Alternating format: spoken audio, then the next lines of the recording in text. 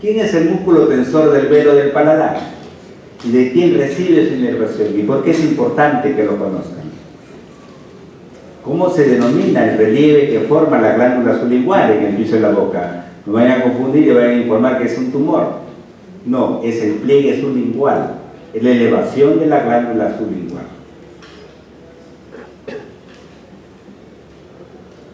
Este órgano muscular, revestido de mucosa, tapizado de mucosa, es la lengua, órgano muy móvil. Se encuentra unido a dos huesos, al hioides y al cuerpo de la mandíbula. Ocupa gran parte de la cavidad oral, no es la única. Se ubica por delante de la epiglotis, con que se mantiene unida gracias a los pliegues glosoepiglóticos, y a ambos lados de esos pliegues o entre los pliegues se forman las valléculas o fositas glosoepiglóticas. ¿Qué partes anatómicas presenta la lengua? Base, cuerpo, bordes y lápiz o punta de la lengua. ¿Qué representa la base de la lengua? La base de la lengua, es decir, su tercio posterior, es de origen faríngeo, mientras que el cuerpo de la lengua, o sea, sus dos tercios anteriores, se originan del arco mandibular. Esto es para fines de clínica, para que diferencie un cáncer de lengua de tercio posterior de una lesión de lengua de los dos tercios anteriores. Esta separación embriológica deja bien marcada una marca que se llama la B lingual, en cuyo vértice se ubica el agujero ciego. ¿Qué representará el agujero ciego para ustedes que llevaron embriología? El lugar por donde descendió la glándula tiroides. Aquí tienen ustedes la división que hemos señalado: tercio posterior, dos tercios anteriores. Y acá tenemos el surco medio de la lengua y también tenemos el surco en B de la lengua. Y obviamente en el cuerpo de la lengua, sus dos tercios anteriores, cargados de papilas, que hay que diferenciar del término botones. Son papilas gustativas, estas son macroscópicas. Las papilas gustativas se clasifican así: caliciformes o circunvaladas, y solo la encuentras en el límite entre el tercio posterior y los dos tercios anteriores. La fungiforme están esparcidas en el cuerpo de la lengua. La filamentosa en todo el cuerpo de la lengua, incluyendo los bordes. Y las foliadas solo en el borde, pero muy atrás. Ahí se encuentra como pliegue las foliadas.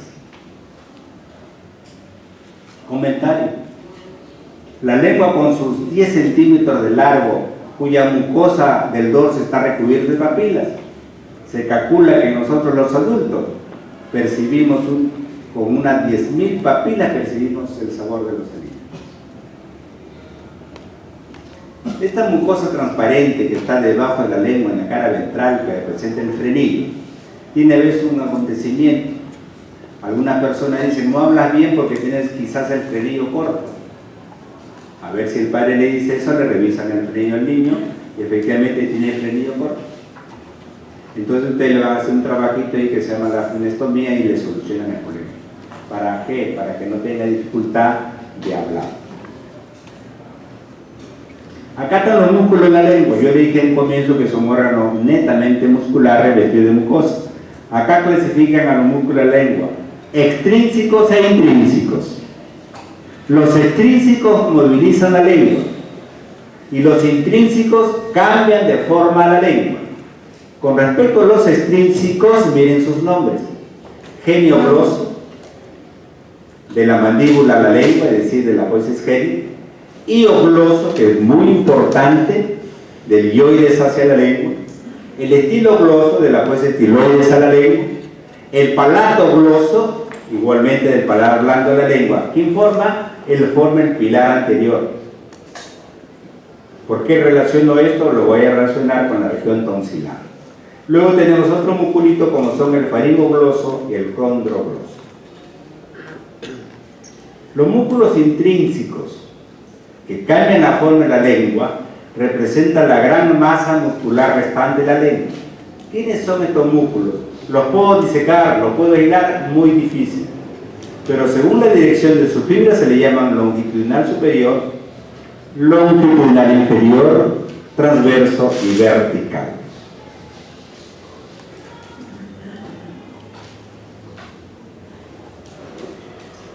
Acá tenemos una irrigación para la lengua. La arteria lingual, una de las 3 ramas anteriores que nació de la carótida externa y cuya difusión ya la conocen ustedes, ya le han expresado cómo deben haber ligado la arteria lingual antes que se entierren en la lengua. Luego tienen una vena lingual superficial y una vena lingual profunda. Entonces tienen a la arteria lingual naciendo de la carótida externa y las venas lingual profunda y lingual superficial, drenando a la vena yugular interna. Recuerden algo importante. Hay un hiato, un pequeño espacio entre el músculo hiogloso y el miloioideo. Ese hiato se conoce como hiato hiogloso miloioideo. ¿Y qué voy a encontrar en ese hiato? Al nervio hipogloso, al conducto submandibular de Wharton con la prolongación de la glándula submaxilar y la vena lingual profunda. A ellos voy a encontrar en ese estrecho espacio que se llama el hiato hiogloso miloioideo. Luego tenemos el drenaje linfático de la lengua. Hoy en día la oncología médica está tomando mucho auge, mucho más está conociendo, y en abdomen van a conocer de manera muy especial el drenaje y los grupos linfáticos del estómago. Acá tenemos un avance sobre el drenaje linfático de la lengua. Desde 1846 con SAPE ya se conoce que hay un drenaje directo y un drenaje cruzado. A partir de una red mucosa o plexo de vasos linfáticos muy abundante, como lo pueden apreciar ustedes arriba. ¿Qué dijo en ese entonces? La linfa sigue 4 vías diferentes. De la punta de la lengua hacia los ganglios linfáticos del grupo 1A o submentoniano. Hacia ahí drena la linfa de la punta de la lengua. Esa sería la primera vía. La segunda vía, de las caras laterales, prácticamente los bordes de los 2 tercios interiores de la lengua, hacia el grupo 1B, o sea, el grupo maxilar, submaxilar 1B. Y desde allí hacia los ganglios cervicales profundos. Tenemos la tercera vía, de la porción media de la lengua, de sus 2 tercios anteriores, hacia los grupos ganglionares linfáticos cervicales profundos, vía directa. Y aquí viene a continuación la cuarta vía, la llamada vía cruzada, la vía que más preocupa al oncólogo. ¿Por qué? Porque el drenaje linfático se hace hacia ambos lados del cuello. Por eso se le conoce como vía linfática cruzada. Hacia los cervicales profundos, es decir, cadena yugular.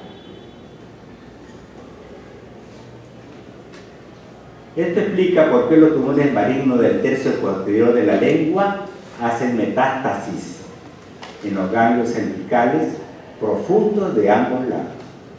Eso queda claramente explicitado así. Ahora tenemos, con respecto a la inervación de la lengua, tenemos el quinto 3, tenemos el noveno y tenemos el 10º. Y la inervación motora, que agrupa los músculos de la lengua, sobre el número 2, es decir, el nervio hipogloso. Acá la inervación sensitiva general y sensorial es importante explicitarla bien. En cuanto a la inervación sensorial, la que recoge la información gustativa, desde la parte más posterior, preepiglótica prácticamente, ¿no? El 10º nervio craneal, el neumogástrico. De la zona del tercio posterior de la lengua, el noveno par, ya lo habíamos dicho, como el noveno par llega solo hasta el tercio posterior de la lengua. Y el resto, cuerpo, punta, borde de la lengua, el nervio facial, a través de la cuerda del tímpano, que llevó a recoger información de los 2 tercios anteriores de la lengua. Y así está establecido la información sensorial que recogen 3 importantes nervios desde la lengua. Bien sabemos entonces la inervación motora a cargo del nervio hipogloso, pero el plexo faríngeo también participa, inervando al músculo palatogloso. Recuerden que el palatogloso forma parte de los músculos del paladar blando. La lesión del nervio hipogloso que les interesa a ustedes puede causar desviación de la lengua, dificultad para hablar y para la deglución. A hacer esta prueba en los pacientes, cuando la lesión es unilateral, la lengua se desviará hacia el lado sano y habrá trastornos al hablar y durante la deglución. Y acá tenemos la sensibilidad general de la lengua, la sensibilidad somática. Del tercio, empezamos de los 2 tercios entre la lengua, el quinto 3, hasta el nervio lingual, el tercio posterior a la lengua, el nervio glosofaríngeo, se está repitiendo como si fuese la inervación sensorial, y la zona preepiglótica, el décimo, el neumogástrico. Y así establecidas están las cosas. 3 nervios importantes nuevamente recogen la información sensitiva. Y la sensorialidad del gusto, que es para fines ya didácticos, recuerden cómo se cumple esto. La cuerda del tímpano recoge de los 2 tercios anteriores, el nervio glosofaríngeo del tercio posterior y la rama laringea, el ramo laríngeo interneumo de la zona preepiglótica. El sentido del gusto, la vía del gusto, es un fenómeno químico originado por la reacción de las sustancias sápidas que nosotros ingresamos y que son recogidas por las células receptoras. Las células receptoras en histología se conocen como neuronas epiteliales, neuroepiteliales, representan los botones gustativos. Sobre ellas terminan todas las ramificaciones de los nervios que hemos acordado: facial, glosofaríngeo, ¿cuál es el tercero? El neumogástrico. Conocido por ustedes es que el sentido del gusto y el olfato trabajan juntos para reconocer y apreciar los sabores. El centro de la olfacción y el gusto combinan la información sensorial de la lengua y la nariz. A veces confundimos el olor con el sabor de la comida. Generalmente ocurre en etapas seniles. Los receptores de la papila gustativa se envían impulsos nerviosos al cerebro que se interpretan como sabores: agradable, desagradable, insípido, salubre, insalubre. Las vías del gusto conducen las señales del gusto hacia el cerebro. Les recuerdo entonces que esta es la vía del gusto. 3 nervios decíamos, ¿no? Muy bien. El facial recogerá de los 2 tercios anteriores de la lengua, le incorporará a su ganglio geniculado que está en el perianto temporal y de allí ingresará con información hasta este núcleo del bulbo que se llama el núcleo solitario. En cuanto al noveno, recogerá la información del tercio posterior de la lengua, le lleva su núcleo a su ganglio petroso y le informará nuevamente el núcleo solitario, y el ganglio nudoso recogerá del décimo nervio de la zona preepiglótica. Entonces tenemos 3 ganglios intermediarios que habrán recogido la información gustativa de 3 zonas diferentes de la lengua. Estos detalles importantes en clínica para reconocer si la incapacidad de reconocer el sabor de los alimentos en un paciente está en el tercio posterior, en los 2 tercios anteriores o en la zona preepiglótica. Este es un esquema entonces de la vía gustativa. La información que llegó al núcleo solitario se cruza la línea media y va al lado contrario y asciende para llegar al tálamo óptico y de ahí enrumbar hacia la corteza cerebral. Entonces acá se iniciaron las vías gustativas a partir de los 3 nervios gustativos. La primera neurona de cada uno de ellos está representada así, como decíamos, el ganglio geniculado para el séptimo, el petroso para el noveno y el nodoso o nudoso para el décimo. La segunda neurona estará en el núcleo gustativo del fascículo solitario, ubicado en el bulbo raquídeo. Los axones se cruzaron y pasaron al tálamo óptico. Ahí estará la tercera neurona. Y la que podríamos llamar la cuarta neurona estaría ya en el área 42 del área gustativa, en la parte más baja de la circunvolución fosfolándica. Ahí las informaciones se hicieron conscientes. Entonces recuerden este esquema para reconocer la información gustativa. Conclusión: en la lengua, cada zona responde con mayor intensidad a uno de los 4 sabores básicos: dulce y salado en la punta de la lengua, el ácido lo reconoce generalmente en los bordes del cuerpo de la lengua y el amargo en el tercio posterior de la lengua. Entonces ya tenemos toda nuestra vía reconocida con la participación de grandes neuronas, 4 grandes neuronas. La eusia es la pérdida completa de la sensorialidad gustativa por lesión de las vías centrales o periféricas. Bien, hasta aquí lo que corresponde a la anatomía de la boca, y una pregunta de repaso para terminar con orofaringe. La respuesta la tienen ustedes. Embriológicamente, ¿de dónde deriva el cuerpo de la lengua? Estoy hablando de los 2 tercios anteriores. Del arco mandibular, muy bien. ¿Cuáles son las papilas gustativas de mayor tamaño? Los vasos, las papilas caliciformes. ¿En cuáles huesos se fija la lengua? Hyoides y mandíbula. ¿Quién brinda la información motor de la lengua? Facilísimo. ¿Y cuáles nervios craneales conducen la información gustativa?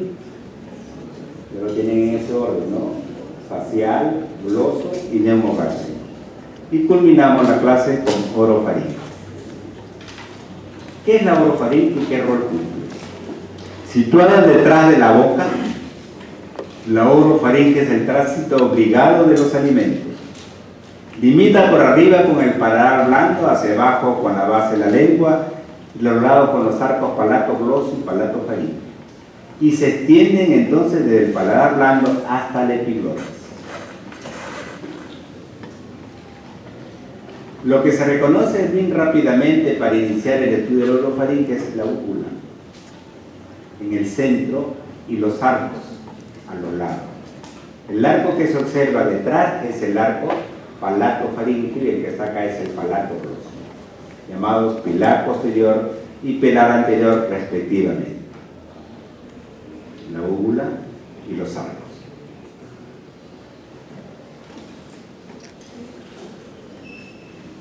La bucofaringe toma especial interés cuando hablamos de la tonsila palatina, que es un cuerpo linfoide ubicado a los lados de la orofaringe.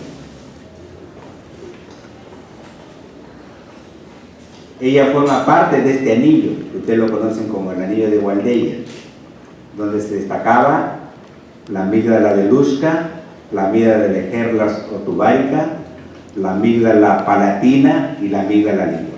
Todo ello formará un anillo que se decía antiguamente que defendía, ¿no? Defendía del ingreso de microorganismos. Obviamente que esta etapa, la devolución, aún es voluntaria a través de la orofaringe. De las 3 etapas, tenemos la voluntaria, que es de la lengua al paladar blando, ya se comienza a ser involuntaria una vez que pasa el paladar blando, cuando ya va a atravesar la orofaringe y cuando está descendiendo por el esófago. Acá el interés de la orofaringe es la presencia de la amígdala palatina situada detrás de la base de la lengua. Su lugar que ocupa se llama la celda tonsilar. La celda tonsilar es parte de la bucofaringe, situada entre los pilares anteriores y posteriores del velo, y es ocupada obviamente por la amígdala palatina, llamada también tonsila palatina. Esta región, porque es amplia, se le conoce como región tonsilar, donde presenta un lecho, que es el lugar donde descansa la amígdala palatina. ¿Cuáles serán los límites del lecho tonsilar?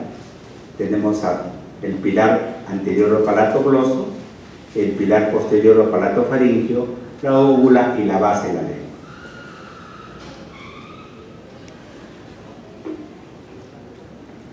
Esta es la forma de examinar la amígdala, con un bajalengua. ¿Y qué es la amígdala? Es una masa linfoide. A menudo presentan hipertrofia en la niñez, es decir, aumenta de tamaño, pero en forma progresiva disminuye de tamaño en la vida adulta. ¿Sobre quién descansa la amígdala? Descansa sobre un músculo llamado el constrictor superior de la faringe. A menudo se observan muchos orificios que se aprecian en su cara interna, llamada su cara lingual. Ahí está la desembocadura, las criptas amigdalinas. En cuanto a la irrigación y nervios que están en esta región, veamos primero la irrigación de la amígdala. Como ven ustedes, es profusa, recibe muchos vasos sanguíneos.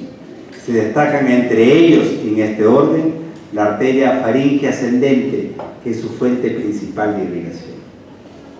Pero también hay otras, como son la arteria palatina descendente, la rama tonsilar de la arteria lingual.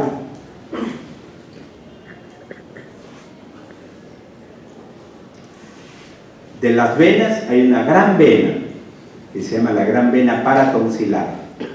Ella drena al plexo venoso de la faringe y de allí hacia la vena facial. El drenaje linfático de la amígdala, que es muy importante, va a la cadena yugular interna. Cuando estén presentes ante una amigdalitis de un niño o de un adolescente, revisen el pollito, palpen el pollito lateralmente y observarán o palparán cambios aumentados de tamaño.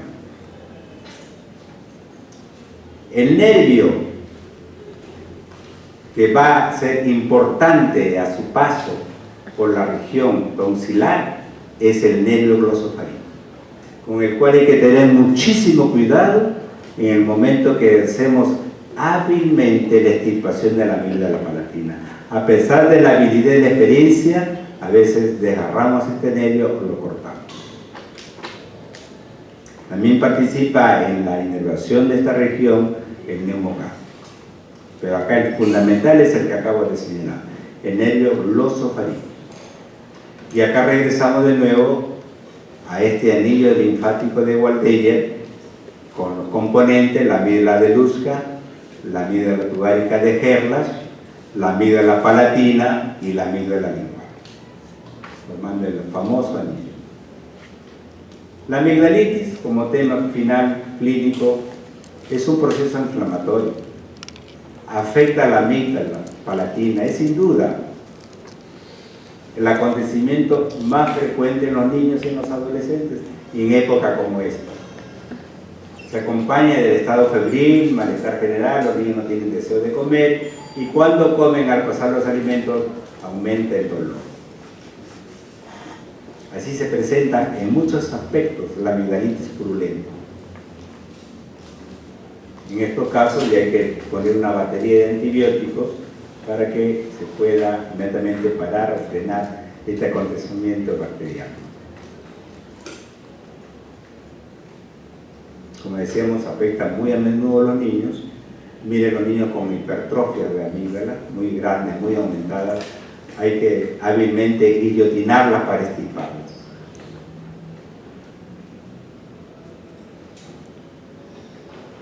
Y el riesgo quirúrgico que mayor debe usted tomar en cuenta es no dañar el nervio glosofaríngeo, no dañarlo al nervio, el cual hace su recorrido en la célula tonsilar.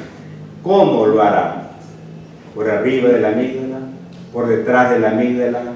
¿Por dentro de la amígdala? Eso ya es cuestión de la habilidad de ustedes que se le puede preguntar en el examen.